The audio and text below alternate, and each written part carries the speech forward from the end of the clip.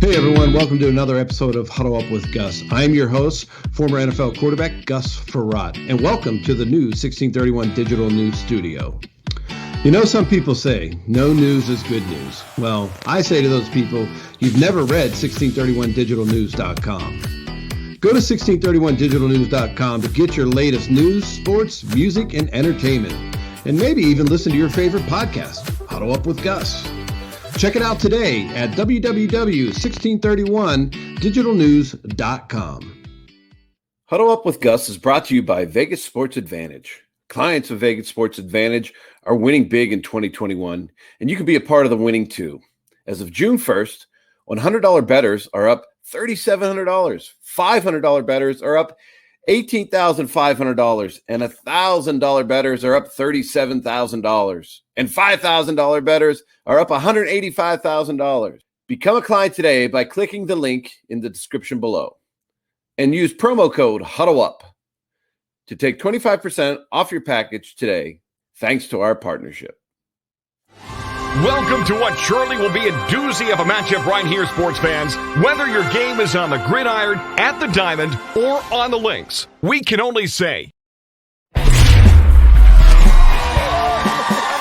welcome to this week's Huddle Up with Gus. 15-year NFL quarterback Gus Frerotte, passion for sports, has taken him on the field and behind the benches, playing for 7 NFL franchises with 114 TDs under his belt. Gus knows who the players are and how the games are won. It's not every day you get to hang out with an NFL quarterback, huh? Okay, sports fans, from the decked out and plush 1631 digital studios, it's kickoff time. So snap your chin straps on and get ready to huddle up with Gus. Strange variety, but again, a big play to Leslie. Hey everyone, welcome to another episode of Huddle Up with Gus. I'm your host, Gus Frerotte, 15-year NFL quarterback, and I want to thank you for listening. I also want to thank all of our partners, 1631 Digital News. I want to thank my team, Terry Schulman and super producer Brian. I also want to thank Sounder FM, where we host our podcast. They do a great job of taking podcasts and transcribing them, putting them on YouTube, and doing everything you need to have a successful podcast. And I also want to thank Vegas Sports Advantage. They're our partner. Go to Vegas Sports Advantage, put in my code HUDDLEUP, save 25%. And, you know, if you really want to win some serious cash on betting, if you're into that thing, go to Vegas Sports Advantage. Man, they will help you. I think this past weekend, they won 13 out of 15 games where they were betting on. These guys know what they're doing. They look at all the data and analytics. They really help you. So go to Vegas Sports Advantage, put in my code HUDDLEUP, and save 25%. So today's guest, we have an author, but he also has been an Emmy-winning sports producer. He was started with ESPN, ESPN2. He was also started with the Golf Channel way back in 94 when I was drafted. And, when the Golf Channel started debuting in 95, he was a big part of it. He was a big tournament producer. So he's seen all the ins and outs of the Golf Channel since then and been through some incredible things. He's also an author. He's written several books. And he was kind enough to send me some. So the first one I think that he ever wrote was Keith Hirshland, Cover Me Boys, I'm Going In, Tales of the Tube from a Broadcast Brat. This one is great. He's written a ton of books. I think his dad was in broadcasting, so he's got a lot of experience in it. So I can't wait to talk to him about that. And also this one, the newest one he wrote, Murphy, and the Case of the Serious Crisis. As you can see, it's a first place winner. It's also I think we got it upside down here on here. The book title, Book Talk Radio Club. So right here, joining us today, Keith Hirshland. Keith, how are you doing? It's great to see you. I know you live in Colorado Springs, and I hear you're also a big animal lover. I am. Well, all those things. It's great to be with you, Gus, and I'm really excited and honored to be included in the great lineup of guests you had on Huddle Up. But I have to say I'm a little dismayed because I'm a lifelong 49er fan. And I went back and looked, and I think you were like 5-2 against the 49ers in your career. So I'm going to have to get over that. But you played pretty well against them. I always love playing against the 49ers, them and the Raiders. I don't know why, just some teams that were just had a lot of enjoyment playing against. But man, you talk about the 49ers, what a great franchise. Yeah, it's been great to be a fan. We had it's like everything else. There were some really, ups and downs, but the highs are really high, and they're looking pretty good this year. But yeah, we love, both Sarah and I, we have two dogs, two big dogs. We're big dog lovers. So we have a Bernese Mountain Dog and a Puradoodle, which is a Great Pyrenees Poodle mix. So they keep us busy. Yeah, they're great dogs. Wow, we have 3 dogs. We have we have they call him a pocket pit bull. She just turned 1 today, Fiona. Okay, and happy birthday. This about 3 months ago, we rescued a dog from Africa. She's a Basenji. She's about 20 pounds, and she's the meanest and toughest one of them all. And then we rescued a big old dog de Bordeaux, Sully. And so we brought Sully into our house. So it's been a journey, and they're all 3 completely different. They're all pretty much idiots, and it's hard to manage them all. Yeah, well, you might hear, I have to apologize in advance because you might hear ours bark if the UPS guy comes, because that's their favorite person in the whole wide world. So, well, yeah, the mailman, anybody who pulls up in the driveway, and it's been a real treat to have them. It's been a lot of work. We finally got a dog trainer to you think you can do all this with 3 dogs, no chance. And they're all completely different personalities. And so she's a behavioralist and a dog trainer. So she really helps us with everything. It's just we've been pretty blessed to have her. Oh, that's great. Good for you. Yeah, it is hard. So going back, I think you're our first guest from Reno, Nevada. That grew up there. So tell me a little bit about growing up in Reno and your first memory of how you fell in love with sports. Because that's really about our show. Is everybody has this passion for sports, no matter which way you go when you get older. But it all starts somewhere. So tell me about in Reno where that started for you. Yeah, it was a great place to grow up in the early 60s, late 50s, early 60s, because it was just one of those towns where nobody locked their doors. You could ride your bike anywhere. We had a group of friends and neighborhood pals that you'd play football in the front yard and wiffle ball, and I would have to credit my love of sports probably goes back to my parents who were sports fans. I mean, some of my fondest memories are thinking about my mom, who would listen to San Francisco Giants broadcasts, Russ Hodges and Lon Simmons on the radio. They taught us,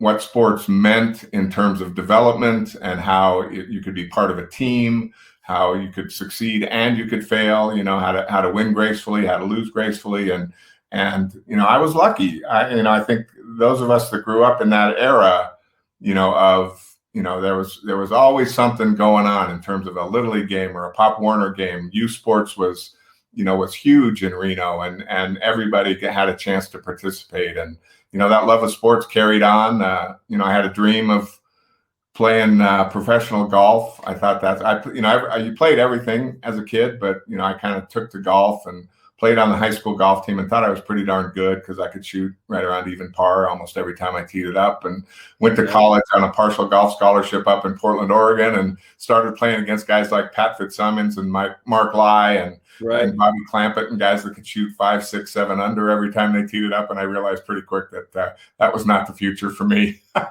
Yeah, that would be incredible though. I mean, I've always tried to get my sons to play golf just because I said, look, you may not be great at it.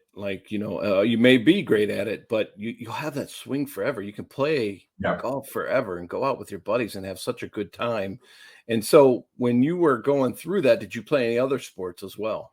We did. We played, like I said, we played everything. We were involved in Little League and then Babe Ruth baseball, Pop Warner football. I wrestled in high school. It was, again, dating myself, but back then you had spring sports, you had winter sports, you had fall sports. So, you could choose to play football or wrestle, or, in the spring, it was golf or baseball. I was leaning toward golf. I also, like I said, I wrestled. We were sports fans, and we were both. I have 2 brothers, an older brother and a younger brother, and we were all involved in sports. And golf was really kind of the family, like what the family brought the family unit together, because my mom and dad played.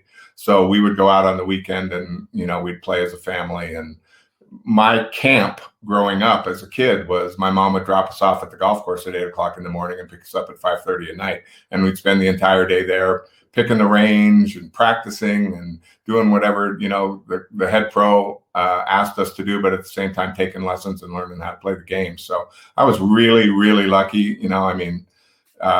It was such an easier time, and we had a ton of fun, and sports was a huge, and is still in our family and my wife's family, and a huge part of our life.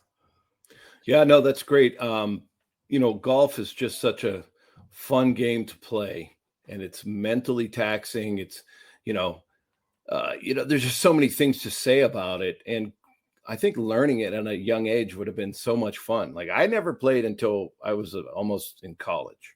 Yeah.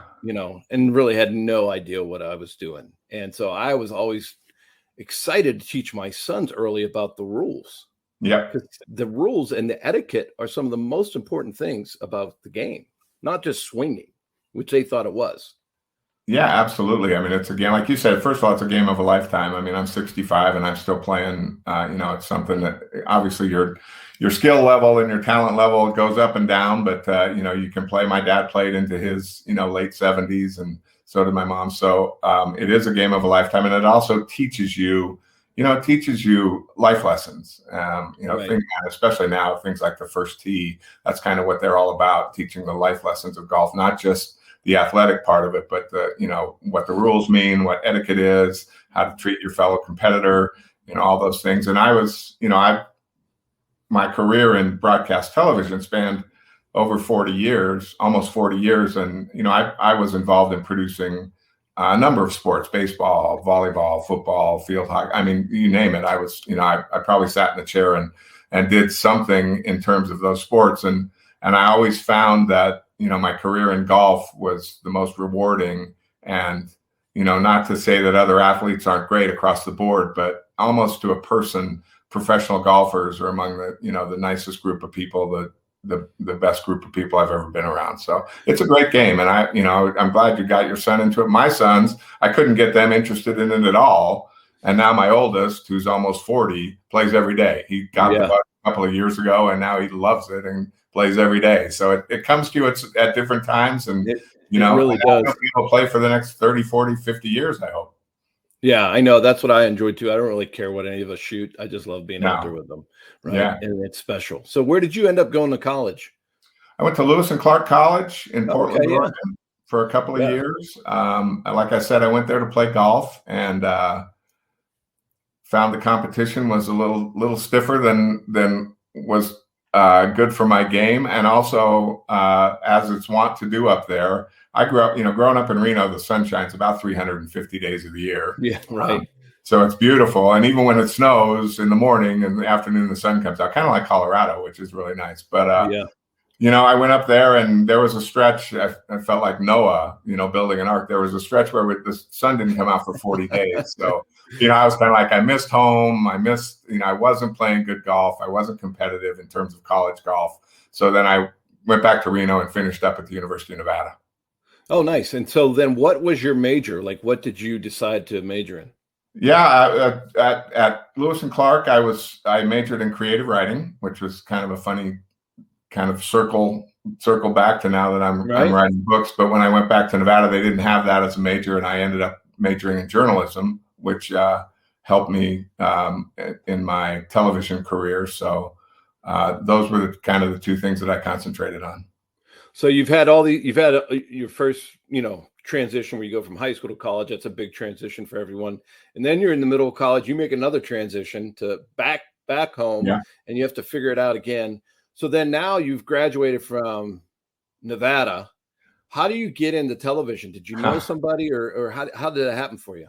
It's funny. It's kind of that combination, that recipe of luck and timing and connections, and the willingness to take a chance here and there, and all those things. That mix of life that comes together, and you find out you kind of have a calling. And I was extremely fortunate that my parents started a TV. My dad worked at a local affiliate TV station when we first moved to Reno when I was 2 years old, and then at the time, this was the late 50s, there were only 2 TV stations in Reno. There was an NBC affiliate and a CBS affiliate. And my dad went to manage the CBS affiliate. And then in the 60s, ABC came along, and my folks got a group of investors together and started the ABC affiliate in Reno, Nevada. So I grew up around it. I mean, part of my growing up was, as my parents both went off to go run this TV station, my brothers and I were tasked with staying home and watching Channel 2 to make sure and write down all the commercials that aired so that we could go back and check against what they had in the log and what they could do. But I grew up around the TV station. I loved going there. I loved the people. And then when I went away to college, I kind of didn't think about it. And when I came back to Reno, we had a minor league hockey team in Reno called the Reno Aces. And one night I was there with a couple of friends at the game, and the sports director, a great guy named Joe Bickett, had showed up with his film camera to record some highlights of the Reno Aces game. And so I went down to say, I'd known him from hanging around the station. I went down to say hello, and he was kind of griping and moaning about having to come here and shoot these highlights, and he'd really rather be out having a beer with the news director. And I said, well, I'll shoot the highlights. Give me the camera. I'll shoot the highlights. And he's like, he couldn't have given me that camera fast enough. And so all of a sudden, kind of thanks to his goodwill and maybe a little bit of his laziness, I started volunteering really to go out and do the high school football game highlights, or go interview this coach or that coach, and it just kind of snowballed into a nice little career in television. I started out on the air doing sports when there was also a show called PM Magazine back in the early 80s that I hosted, but realized pretty quickly that I didn't like being in front of the camera. I much preferred being behind the scenes and writing the stories and putting together all the things. So I got off the air and went behind the scenes and became a producer and a director. So, like I said, it was luck. It was, being in the right place at the right time, but it was also, you like to think you had a little bit of skill, because you wouldn't have stuck if you didn't. So, well, you were pretty early with ESPN as well, right? Yeah. It was, ESPN came along, and, it was one of those things as a person in sports TV, that was like, oh my gosh, I want to work for ESPN. And, I didn't quite get there initially, but I ended up working for one of the most brilliant TV producers of all time, a guy named Don Ohlmeyer, who had a production company in Los Angeles. And I tell a bunch of these stories in Cover Me Boys, I'm Going In. But I ended up in LA on his team, and they produced all the golf for ESPN, all the PGA Tour golf, the LPGA Tour golf, and the Champions Tour golf at the time. So I got involved I became a part of that team. And I was working for Don and his production company for about a year, and he sold Ohlmeyer Communications to ESPN. So that's how I became an employee of ESPN, because they bought Don's company. And a couple of years later, I came at another crossroads, in life, when you're, married, 2 young kids, trying to make a living in Los Angeles, California, and realizing that the money isn't quite adding up. So I went and asked for a bit of a raise, and they said no. But they said, you know what? We just started this television network, this second network in Bristol, ESPN2. And how would you feel about moving to Bristol and being one of the producers on ESPN2 and helping us launch that network? So I jumped at that chance and went out to Connecticut and roamed the halls of Bristol, Connecticut for about 9 months before the Golf Channel came a calling. So, wow. So now, did you commute there? Or did you take your whole family with you? We took the whole family. That was, that was drive, isn't it? I look back on now, and it's like, my wife at the time was, pretty much a saint. To, it's like, here we go. We're gonna, we're in LA, but we're gonna move. The whole family. I had a 1-year-old and a 3-year-old, and we're gonna move to Connecticut. Luckily, she had family in Connecticut, so she was all for that. 9 months later, when Golf Channel offered me the job, she was a little less excited about moving to Orlando with the kids. But so in the span of 10 months, I moved the family from Los Angeles to Connecticut to Orlando, Florida. And wow. But so I wouldn't have done it anyway. Like my career. Right. In 15 years, right? Moving all over the place. Yeah. So that is hard on our wives when they have to take our children. I mean, some of my best memories were when we were all in a car and traveling all over the country together. But when you're a parent and you're by yourself, and we had 3 little ones, it's a tough deal. Yeah, well, and the career that I had, especially with Golf Channel, I was the live tournament. I think I was one of the first 40 people hired at Golf Channel in October of '94. We launched in January of '95, and my job was to produce all our live tournaments. So that was 35, somewhere between 30 and 35 weeks a year that I was on the road. I was gone. And it was you're gone for a week. I mean, you travel on Tuesday, set up, do the tournament through Thursday through Sunday, come home. You're home Monday just to do laundry and then get back on an airplane on Tuesday. So it broke our marriage. I mean, and I talk about that in the book too. And it's tough, I mean, you have 2 little kids, and I'm pursuing the career that I loved. So I was selfish in that regard a little bit, but at the same time, you leave.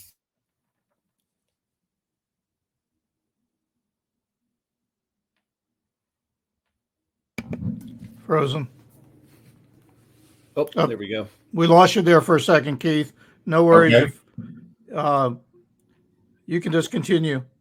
Okay. Yeah. It's sadly or whatever, it's just part of life. And, my ex-wife was, a wonderful mother. We have, 2 great kids together, and, she did a wonderful job raising them while I was off pursuing my dream and living the TV life. And so it's, you look back on it, and again, like I said, I wouldn't have done anything differently. Right. No, I hear you. My wife, I had a kind of similar career where I was gone all the time, and you have to spend a lot of time to be good at what you're doing in that field, in the facility. You're not home a lot. So my wife, we've been lucky. We've gone through therapy. We've done those things to try and stay together. We've done it for 26 years. So been together almost like 31. So we've been through a lot of that, and it's still a struggle. Like it's what you said. It's not always easy. And, and especially when kids in the mix. I mean, my daughter's dog's not feeling well. She's down in DC and she's going on a vacation. So I have to drive to DC tomorrow and pick up her dog and bring it home. Wow. Yeah, you do what you got to do, right? Yeah, congratulations on you guys. That's awesome. That's great. It never stops. So, yeah. So then you're in with the Golf Channel now. What was the first tournament that you produced? So we it's funny. We had a couple of test tournaments. So like I said, I was hired in October of 1994. We were going to launch in January of 1995. And the week of launch, we actually had an LPGA tournament at Disney called the Health South Inaugural. So we were going to be, kind of one of the mainstays, the anchors of our first week of launch. There was a European Tour event before us, and then our LPGA event. But it's crazy because it was kind of like the wild, wild west. I mean, there was this group of 100 or so people that converged on Orlando, Florida, and anytime between like August of 1994 and January of 1995. And we were all thrown together to try and put, a 24-hour golf television network on the air. So there were a lot of people that had never worked together. We had a lot of people that were, getting to know each other. And luckily, the folks down there in Orlando, Bob Greenway and Gary Stevenson and Mike Whalen, who was really kind of the architect of the production, had faith in our team because the director that was hired along with me to produce was a guy that had directed a number of golf events for ESPN as well. So we kind of knew what we were doing, and we put the team together. And they, luckily, for me anyway, and for the way things turned out, they kind of told Emmett and myself, you guys know what you're doing, you go do it. And because we got we got 100 other things to worry about back here in Orlando. So they sent us off on the road to produce golf tournaments. But that first event was an LPGA event that Pat Bradley won. She's in the Hall of Fame. And so that kind of got us off and running. And through the years, we were able to televise, some great, PGA Tour events, some great in those early years. Tiger turned pro in '96. We saw him a handful of times playing in tournaments that we broadcast. I was this close to being the producer for Tiger's first PGA Tour win. It was at what is now the John Deere Classic. Oh yeah. And he played and had the lead going into the final day. And on the fourth or fifth hole of that Sunday, he made a triple bogey and lost the lead. And a guy named Ed Fiore beat him. And so we didn't get to produce Tiger's first win. That happened in Vegas later that year when my friends and the guys I used to work with at ESPN got to produce the Vegas tournament that Tiger won in a playoff over Payne Stewart.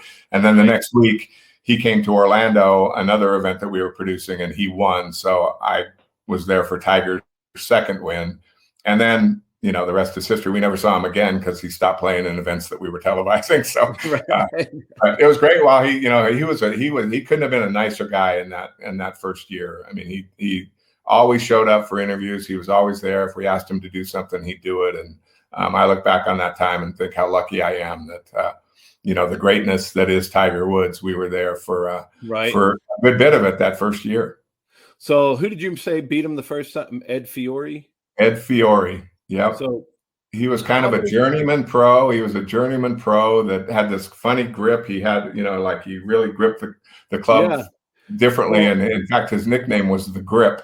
And he held off Tiger that day, and it was pretty. It was pretty. How many? That's what I'm saying. Like, how many times do you think Ed Fiore's been sitting somewhere at a bar or I'm the guy that beat Tiger Woods his first match ever, right? Yeah, like just his claim to fame. It's great. It's great. His claim to fame. He's talking about it all the time. So when you're producing, you're almost like the quarterback of the team because you're almost you're telling everybody what to do. You're calling the plays. You're doing this. You're doing that. So tell us a little bit like how your sports experience growing up and being part of teams helped you when you became a producer.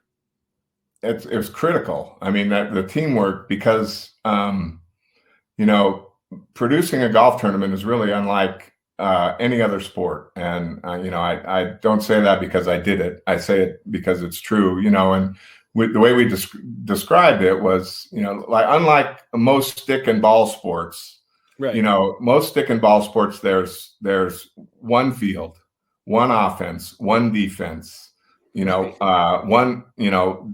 calling TV timeouts. There's, natural stoppages in play. Whereas in golf, there's 18 fields of play. There's 156 players, and they're all playing offense all the time. And there's no TV timeouts. So, you can't. The producer in golf is really the quarterback because that's the person that decides what shot is going to be shown when. And then it's my job to say, okay, we're going to show Tiger Woods for birdie at 13. Then we're going to show Payne Stewart's second shot at 14. And then we're going to come back for Tiger Woods' tee shot at 14. And I communicate that to the director. And then the director's job is to talk to the cameraman. So he's got a number of cameras set up on that 13th green. So he decides how to paint the picture of the story that I'm trying to tell. And then I also talk to the announcers. So I'm telling the announcers where we're going, and all they're seeing is there's a couple guys on the ground on the golf course and a couple guys in towers or booths, and all they're seeing is a TV monitor in front of them. So there's this tremendous, and I'm sure you felt that way playing quarterback in the league, and there's a tremendous amount of trust that has to happen that your receiver is going to be at the point where you're intending to throw the ball. And the receiver's got to trust the fact that you're going to throw the ball to the spot where he's going to be. Well, it's the same thing with golf. The announcer has to trust the fact that when I tell him we're going to Tiger's birdie at 13, that's where we're going because he's going to say it. Right. And if I decide at the last second to go somewhere else, that hangs him out to dry. So I hear you. You're talking to a bunch of people at the same time. You're also listening to a million people at the same time. I love when people say watching golf on TV is boring. because inside the TV truck, it's anything but boring. Well, I liken it to a football game, right? You got your first quarter where your golfers like every Thursday, Friday, and then there's the cut, but you got to kind of film you're on TV for how many hours, right? So you don't really, at the end in the fourth quarter when it gets exciting and you know who the leaders are, right? Every day, it's probably a little easier to film that than absolutely. And in the beginning, you're just trying to figure out who am I going to shoot. So how did you figure that out? Well, you kind of go in with a plan. It's always, you know, what was Mike Tyson's famous line? Everybody's got a plan until you get hit in the mouth or whatever. Right. But you have a plan because the pairings, the groupings come out on Wednesday and you're on the air on Thursday. And like you say, your airtime might be from 1 to 4 or from 2 to 5 or from noon to 5. And with those early days of the Golf Channel, we kind of had a motto. We were lucky enough that we didn't have a 60 Minutes to have to go to or any kind of show, any other network show that we had to go to. Live golf kind of drove the train. So there were times when we were on the air for 6, 8, 10 hours. And, you know, and we'd sit through rain delays, like we wouldn't go away. We'd sit there and do interviews and that, but you kind of have a plan. So you have a grouping, say it's, you know, there's 2 or 3 groups that are going to be in your TV window and you build a plan around those guys. And the tour was nice enough to kind of make sure that the bigger name players were playing in the TV window or the guys that, you know, you kind of figure we're going to have a chance to win the tournament, even though it was Thursday or Friday. So then you go on the air with that plan. And then all of a sudden those guys play terrible. And somebody on the other side of the golf course is lighting it up. So you got to rearrange, shift the cameras, you know, your whole plan goes out the window. But you try and do that. And throughout the course of my 18 years at Golf Channel, the technology in broadcasting and sports television, in television in general, but especially in sports television, as you know, I'm sure you still watch NFL games and are amazed by what they do now with things. But in golf, it was really when I first started, and I hate to go too much into the weeds, but you know, you can only, like I said, there are a bunch of guys playing at the same time. In the wave, in the afternoon wave, or when you're on the air, there could be 70 guys playing golf. So you can only show obviously one of them at a time. Right. So, and one of them live at a time. And when I first started, we had 4 videotape machines that would record the golf. So when the producer, a guy named Andy Young, who was my mentor, was showing Gus Frerotte on the 12th green putting for birdie, it was my job to find 4 other shots that I thought Andy might, and he would tell me too, he'd say, record this, record that, record this. Wow. So he could put those, you know, that piece of that puzzle back together, showing the tape shots around the live shots. And this was, I got a reel right here. How many cameras were on the course? It's actual videotape. So, I mean, this was on a machine. This is the tape. And it was on a machine recording golf shots, just, you know, but the technology was such that you had to record it. So you push play and record. We had a tape operator. He'd push play and record Gus Ferrotte's second shot at 12 that would last anywhere between 12 and 30 seconds, depending on what happened. You'd give a little bit of pad at the end of it and then have to stop the machine, rewind the machine and cue it up, and then to have it get ready for playback. So all this stuff was going on. And as technology progressed, now this has gone the way of digital recording devices that can record and play back up to 6 things at once. So there's no more, you know, letting the shot go through, stopping it, rewinding it for playback. Now it's just, it can play and record at the same time. Yeah, so that's crazy. Do you think it's made it easier or harder? Oh my gosh, it's made it so much easier, you know, because you never have to wait. You know, the producer now doesn't have to wait for that other shot to finish to, you know, screw up his timing or figure out where he's going to go next, because that shot is always there ready to go. And you have things like ball tracer now, and you have, you know, how fast your swing was. So there's a lot that the people can talk about besides just watching them hit. Yeah, absolutely. And that's the other part of technology that's changed. That and the cameras. Again, I feel like I'm that guy that said when I went, you know, went to school, I walked uphill, through the snow both ways. But, our cameramen, we used to lay up to 100,000 feet of cable on a golf course. And our camera guys would have sections of cable. So there'd be a cable at the tee, you'd run that to the fairway, there'd be another cable from the fairway to the green. So our camera guys that were out walking with the groups would plug in at the tee, shoot the shot, unplug, get in a cart, go up to the fairway, beat the players, get to their spot on the fairway, plug in, so then we could see the shot again. And what's called radio frequency technology, or RF technology, came along about 20 years ago. Whereas all of a sudden, if there was a receiver and a transmitter on the camera, a receiver somewhere high up around the golf course. And if that camera could see that receiver, you could get a picture. So all of a sudden, now you could get a picture from anywhere on the golf course without having to plug in and unplug cables. So that was technology that really helped golf. But the tracer technology and the ball speed we used, it was my brilliant idea at one point to get the baseball jugs gun. And I wondered, because we were at a tournament one time and we pulled into the compound and there was a California highway patrolman there with his radar gun. And I was like, well, he measures the speed of the car, coming at him. I wonder if we could use something like that to measure the speed of the golf ball going away. So I called the people at Jugs and they sent us a couple of guns, and it turned out that it actually worked. We could measure the ball speed when the guy teed off. Yeah, now they have a TrackMan. Right? So now it's kind of like, they're the precursor to TrackMan. There you go. With a volunteer sitting behind the tee box with a Jugs gun pointed at the golf ball. You should have just had a state, like that would have been like the state troopers' day off, coming out to the golf course and like, hey, we'll let you come on the course, wear your uniform, and you can measure all the speed. That's right. Yeah, he would have been. Yeah, that's a good idea. He would have been good at it because he was used to working the darn thing. Right. Exactly. Hey, everyone. Thank you for listening. We're going to take a quick commercial break. We're talking with author, Emmy-winning producer Keith Hirshland. We'll be right back.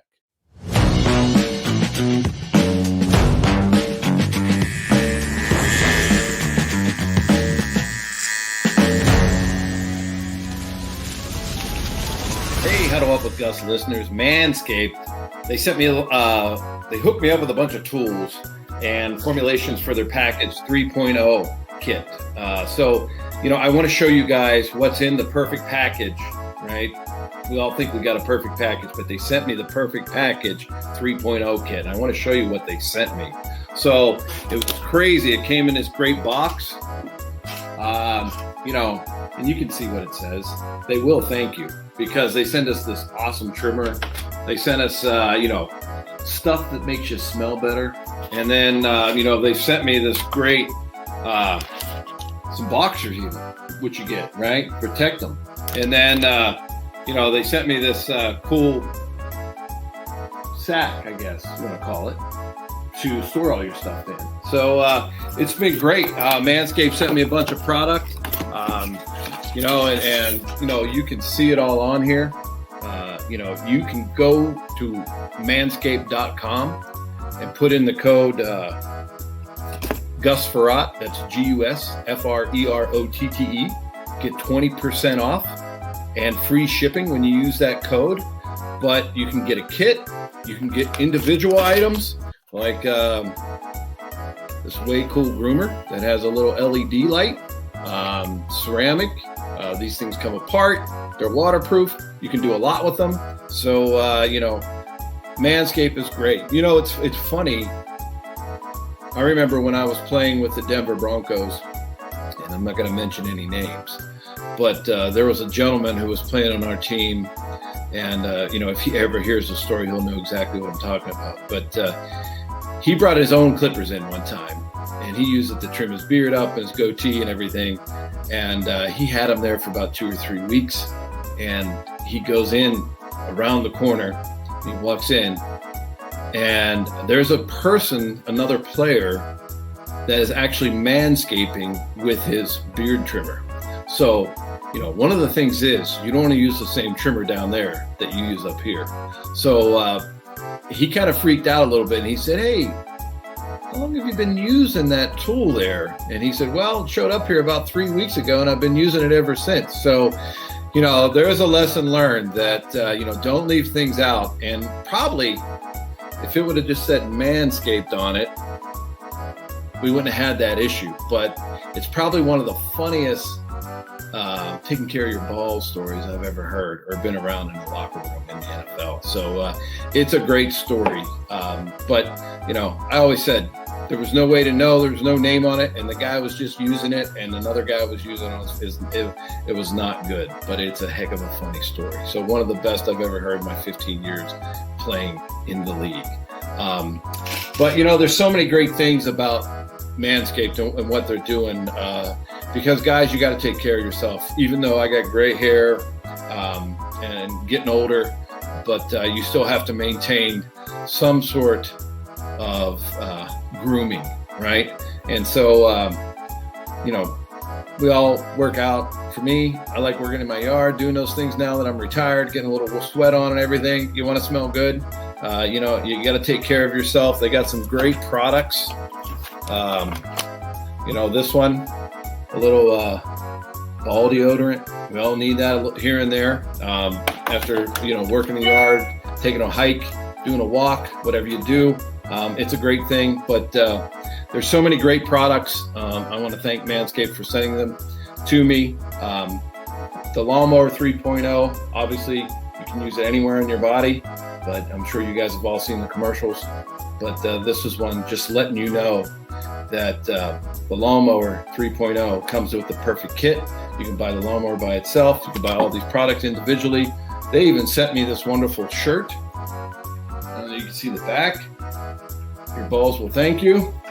And then here's the front. So it's an awesome shirt. They have great gear. And you know what?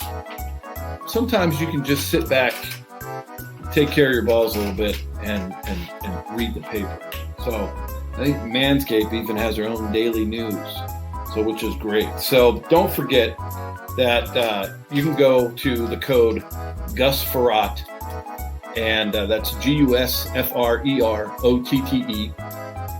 and you can save 20% on any products. The perfect package gift set, and you can save 20% and get free shipping. So use the code Gus Frerotte, GUSFREROTTE. Hey, everybody spells my name wrong. They even spelled it wrong in the back of my Pro Bowl jersey. So, I gotta help you guys out. So don't forget how important it is that you use these products. Take care of yourself down below and have some fun, right? There's nothing closer to you than your little buddies. So use the lawnmower, use the code Gus Frerotte, save 20% and get free shipping, and order some great Manscaped products.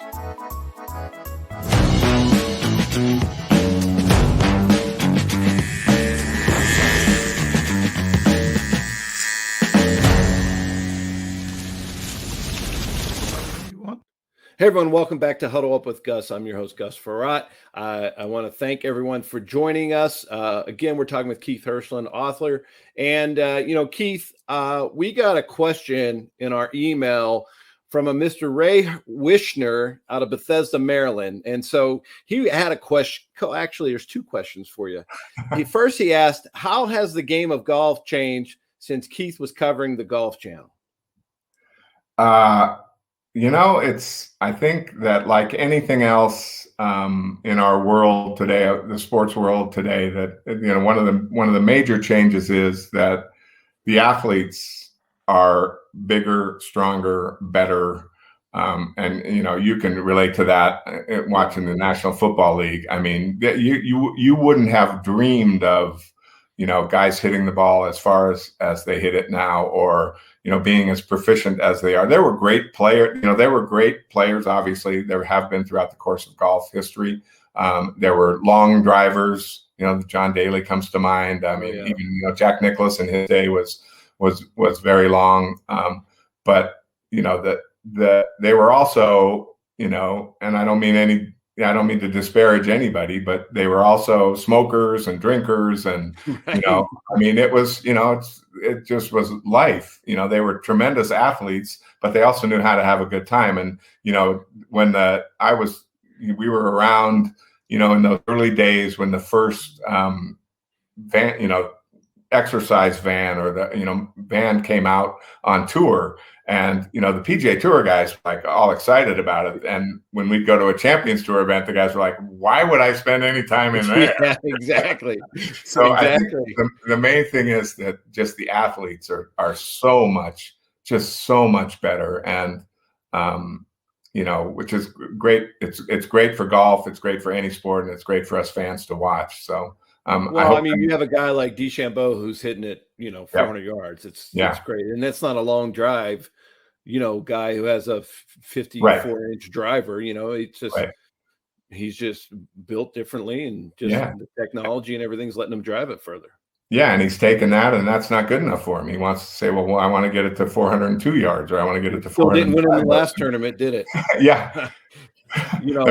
That's crazy. He fell apart in a second, and that just shows you that golf is a mental game.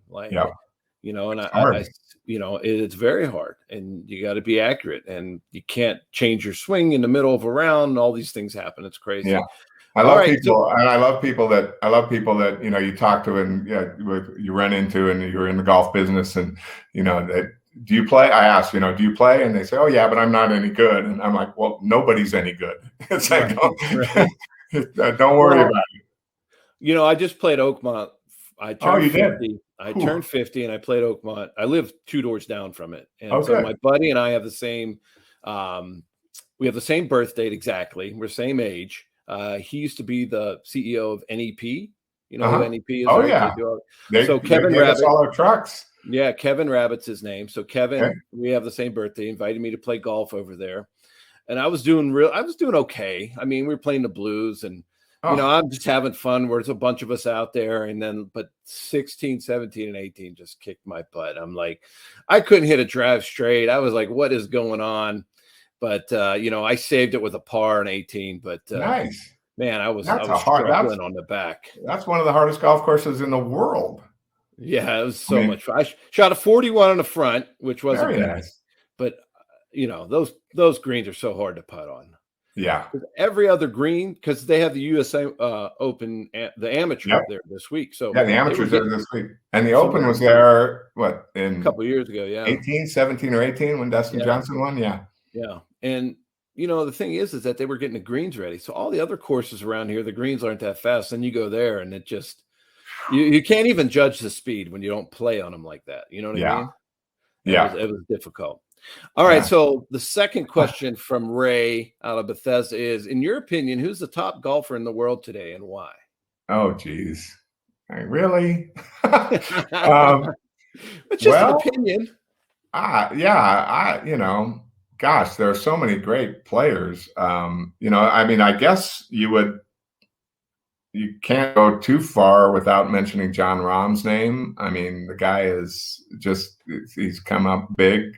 Dustin Johnson is still a great player. He tends to be a little less consistent maybe than Rahm these days, but all those guys that are coming up like Colin Morikawa, it was awesome to watch Xander Schauffele win the gold medal in Tokyo.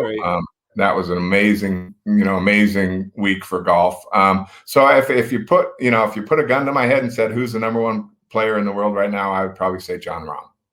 I love watching Jon Rahm play, because it looks like his body looks like mine, kind of. Yeah. You know what I mean?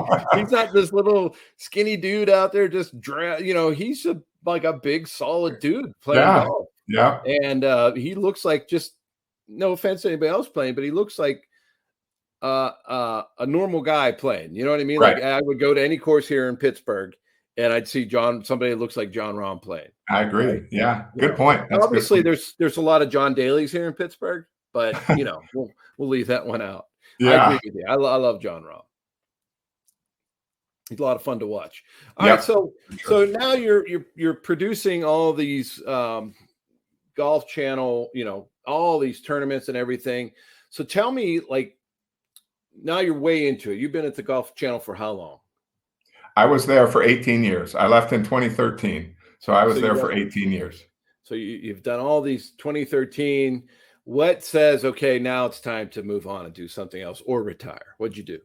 Well, that's kind of it's a bit of a long and winding road, as Paul McCartney would say, but We lost my parents. My dad died in 2007, and my mom a little more than a year later. Thanks. And we were my wife, my current wife Sarah, and I were over. We were doing what you do when your parents pass away. We were over going through their stuff and figuring out what was there to keep, what was there and not to keep, what you were going to do. And we came across a couple of boxes in a closet that had all this memorabilia, basically from my dad and mom's career and my dad's career in TV, and letters from presidents of television networks and presidents of the United States, and his Nevada Broadcasting Hall of Fame.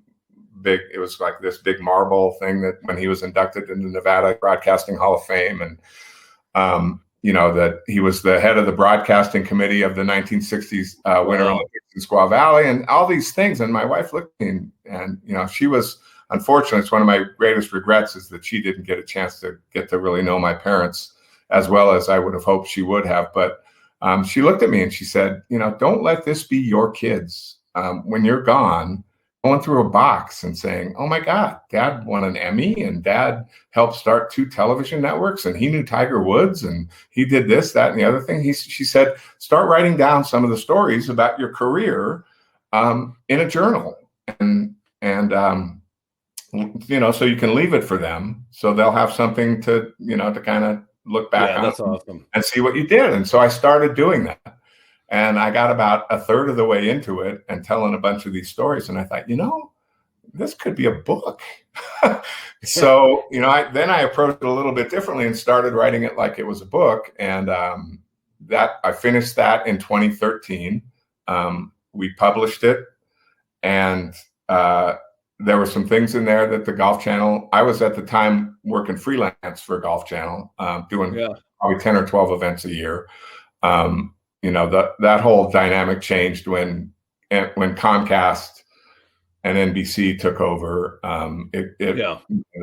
As things do, life changes, and so they weren't real happy with some of the things in the book, and we kind of decided to part ways. And when that happened, I was a little devastated, but at the same time, I realized it was probably it was the right time.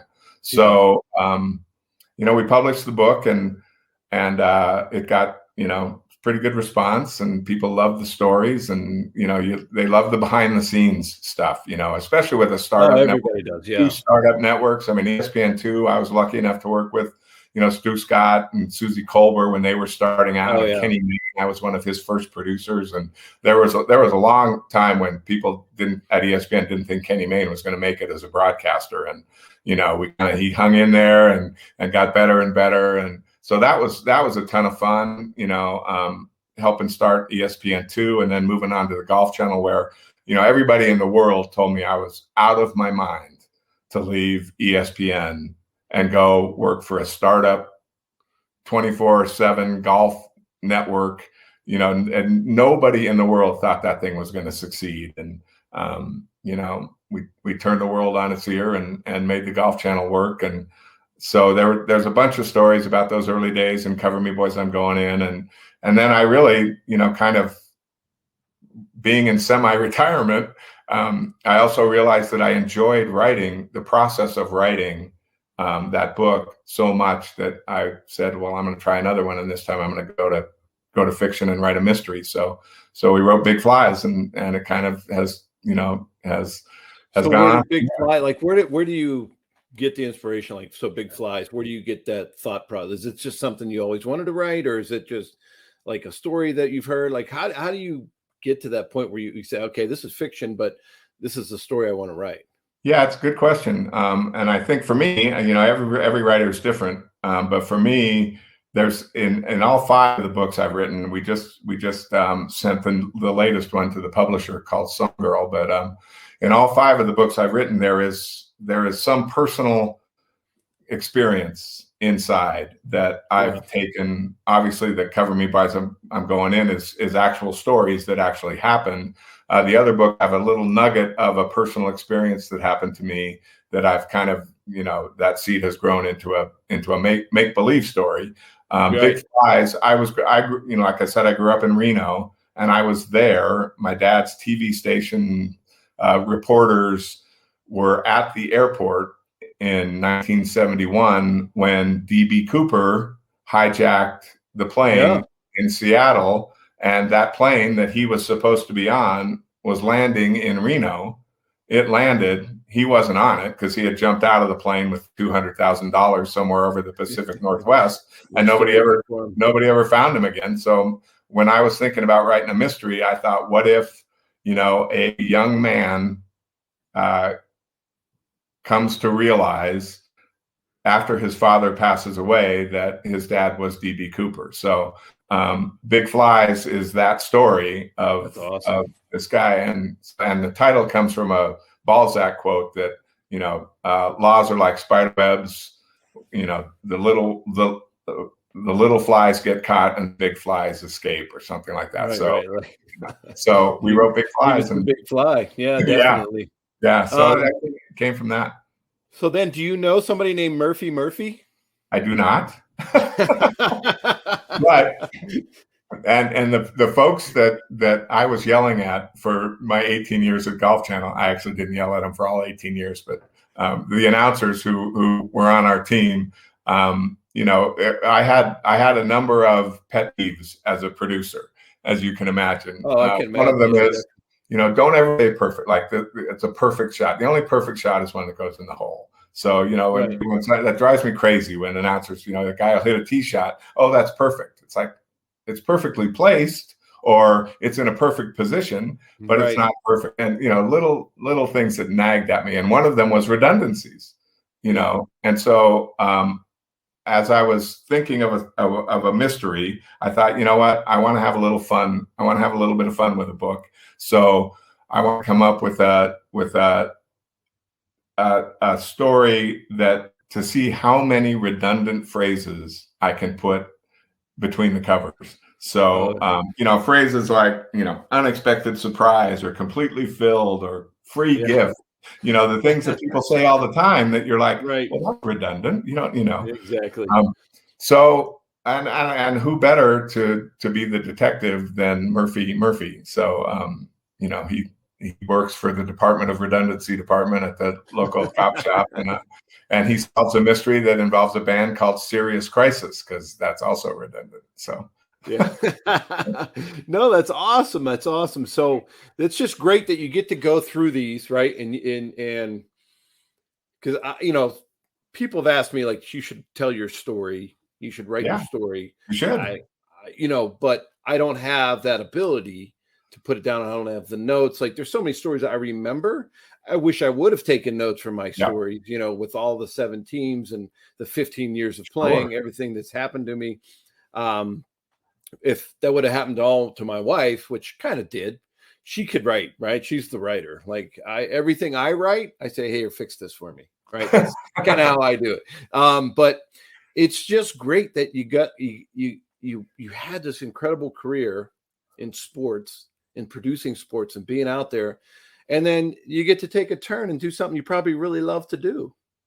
Yeah, it's been amazing. I mean, that kind of whole reinventing yourself really does happen. And, I've been incredibly fortunate that, I've had I had this wonderful career in television, and now I'm able to do something that I really enjoy doing. And, my family, my wife, my kids are really supportive, and I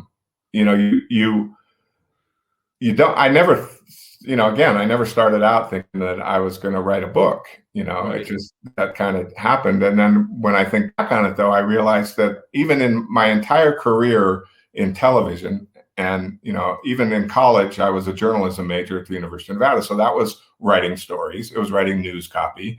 When I started, you were creative writing in Oregon, at Lewis and Clark. So those are short stories. So and then when I started my career in television, it was my job to write what we call teases, which were 30 to 45 seconds of copy that brought the broadcast on the air. Annika Sorenstam going for win number 72, and those kinds of things. You had to write the tweet. Exactly right. And some of the best in the business read my words, like Vin Scully and Brent Musburger, and and I'd write features, and I'd write little, like, we do these 30-second things going to commercial, telling little tales about. Wait. I gotta stop. Did those guys ever write their own beginnings, or is it always the producer or the director?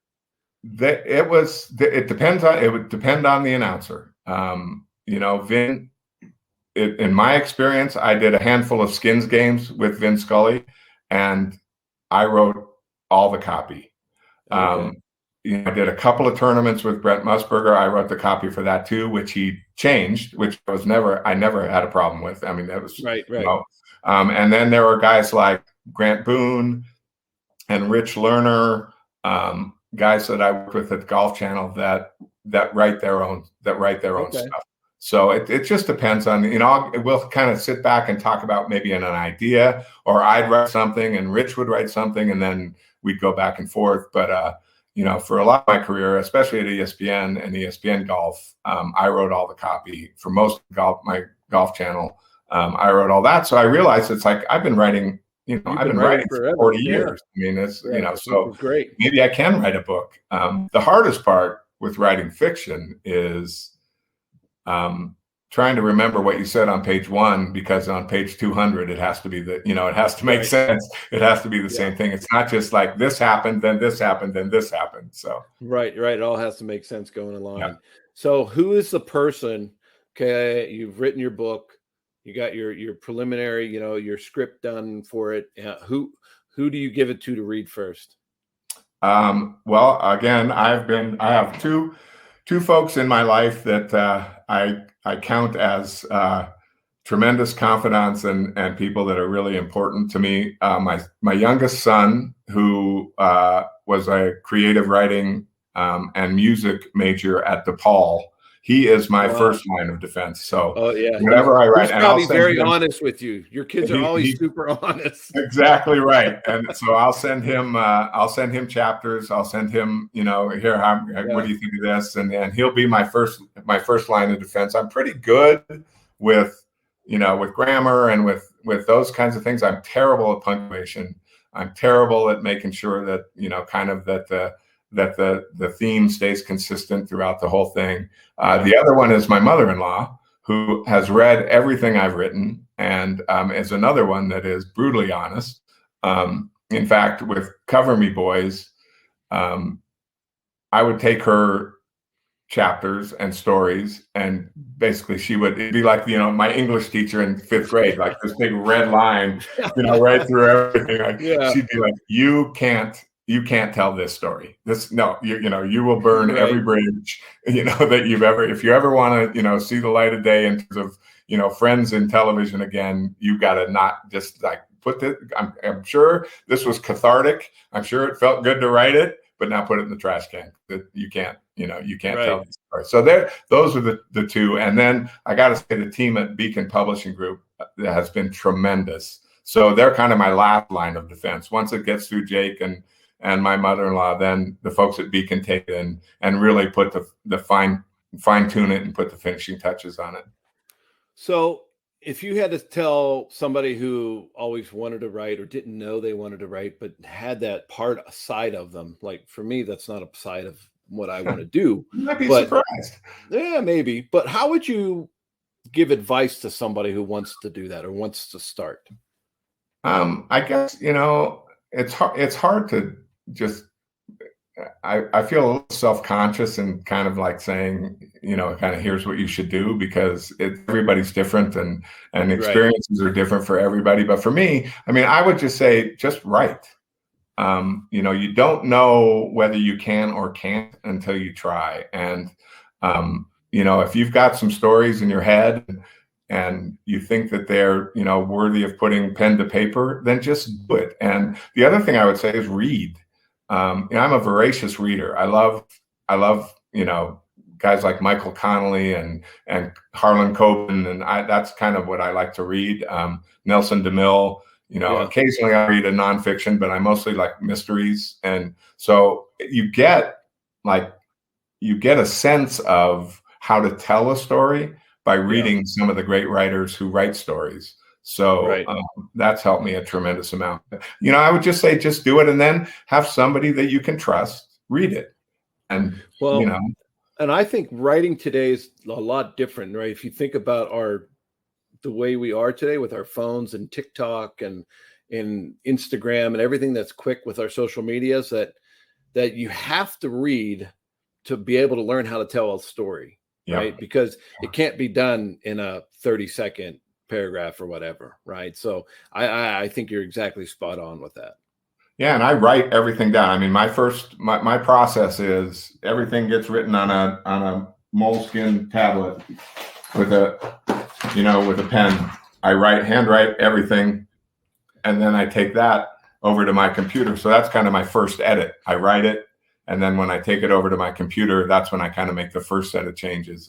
But everything I've written is pen to paper first. So can you read your own handwriting? Like my handwriting's terrible. I still have bad thoughts of the nuns that used to hit me with their yardsticks when I had terrible writing, right? I was outside the lines. I can barely read it. Like, luckily, and it's funny because when I first started writing, I had a piece of advice somebody gave me was take a pen and a pad of paper to bed. Because sometimes you'll have like these things in the middle of the night, you'll wake up with an idea and you can just reach over in your nightstand and jot it down. I did that for about 3 nights because I'd wake up in the morning and I couldn't read. I had no idea what I had written down. It was just scribbles, like hieroglyphics. So the scribblings of a madman. Right? Yeah. I go back now and look at some of the, like for Big Flies or The Flower Girl Murder, and try and read a couple of chapters of my handwriting. And I'm like, how did I ever get this transposed to a computer? Right. Well, AI and computers are very smart. Yes. They can read everything now. They can read everything. So before we go here, Keith, tell all of our fans and our listeners how they can find your books and a little bit more about Murphy before we go. Yeah, the books are on Amazon. You can Google or put in a little bar, Keith Hirshland author. They'll all come up. Also at Keith Hirshland, one word, KeithHirshland.com. They're all there, and at beaconpublishinggroup.com.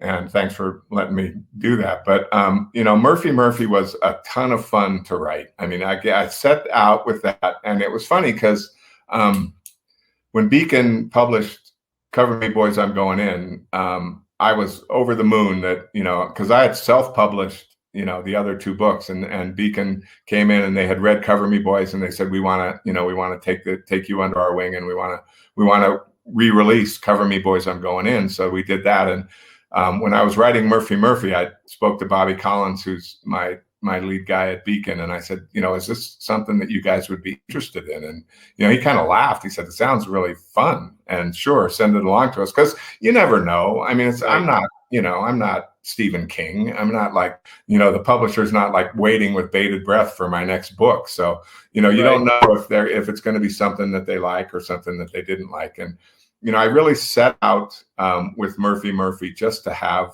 a couple 250 pages of fun, and to see if I could really write a story with the main theme being, how many redundant phrases I can get into this. And it turned out to be a ton of fun. And right now I'm working on, I just sent Beacon my latest, which I already said is called Song Girl. And the idea for that was, I wanted to write a story initially about a person that has a traumatic accident, has a head injury, falls into a coma, and when she wakes up, she can only speak in song lyrics.